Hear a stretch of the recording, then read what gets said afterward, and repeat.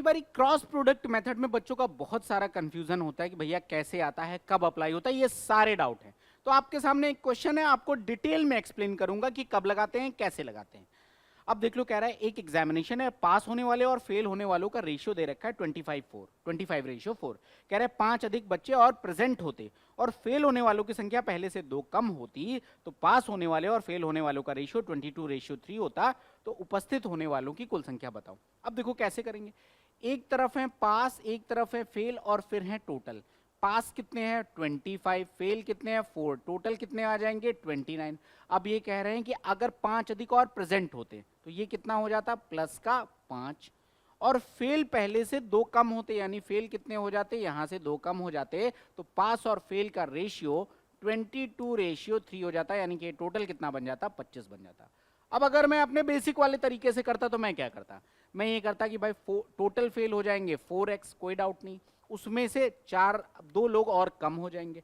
Total लोग कितने थे 29x, अभी 5 लोग और आ गए हैं तो ये बन जाता, और ये रेशियो किसके बराबर हो जाता 3/25। यहां तक कोई डाउट नहीं।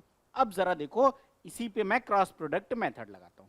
मैंने फेल और टोटल ले लिया, जहां पर भी कांस्टेंट इंट्रोड्यूस है वहीं पर आप क्रॉस प्रोडक्ट मेथड लगाइएगा। जैसे यहां पर पास के साथ कोई कांस्टेंट वैल्यू नहीं है तो मैं इसको स्किप करूंगा, यहां से मुझे कंक्लूसिव रिजल्ट मिलेगा। तो ये हो गया 4 और ये आ गया 29, कोई डाउट नहीं है। अब देख लो, यहां पर फाइनल रेशियो 3 और 25 आ गया, यहां पर संख्या पहले से 2 कम हो गई है, यहां पर संख्या पहले से 5 आ गई। अब जरा देखो, जरा दोनों को कंपेयर कर रहा हूं। यहां पर आप 25 इंटू 4 करते, यहां पर भी आप 25 इंटू में 4 कर रहे हैं, यानी ये वैल्यू कितनी आ गई 100 आ गई। 29 इंटू में 3 करते, यहां पर भी देख लो 3 इंटू 29 कर रहे हैं, यानी कि 87 कर रहे हैं, कोई डाउट नहीं है। नीचे आ जाओ, 25 इंटू -2 यानी कि माइनस का 50, 25 इंटू -2 माइनस का 50, सेम ही स्टेप को शॉर्टकट में लेके आ रहा हूं। और ये देखिएगा 3 इंटू 5 15, यहां पर भी कितना आ गया 15।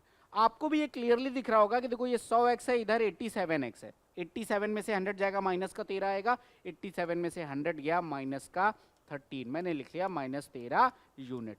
और ये देख लो ओवरऑल वैल्यू ये क्या होगी, इसमें से भी इसको घटाने तो -50 -15, ये कितना आ जाएगा माइनस का 65।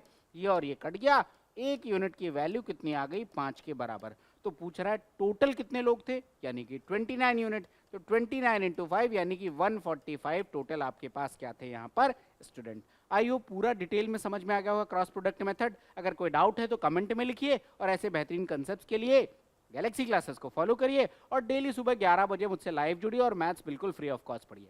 मिलते हैं क्लास में, थैंक यू।